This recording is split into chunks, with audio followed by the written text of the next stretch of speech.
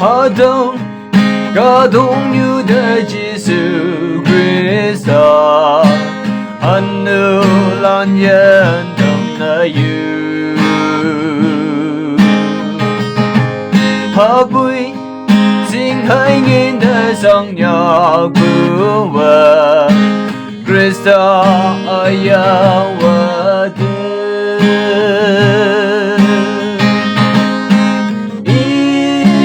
Igaya teman ayah Renyu ia teman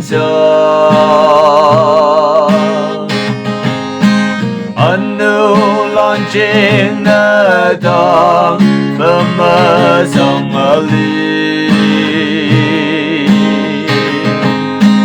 Ya salang na ian Yen phan na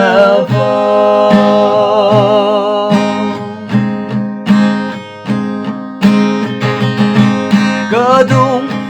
như đã chính mây ya ở bài bù Ở đâu ya sinh đờ mòn đờ Âu hưng mưu đau bù ở tên nhị Christa Đông vâng mà ta cơ tu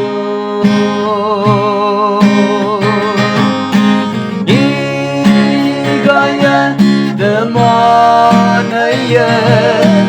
Renyu ia teman Anu lancing datang Pemasang ali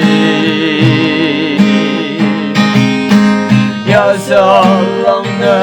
ian Yen phan na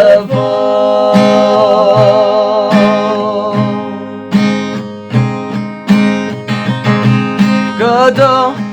nhiều hạ chính đã hư sao sao ở Sang hai bông vư nền nở ô Ý tuy Cú lan đã ở men về nở đờ Ít bư mau ở đờ thơ ngay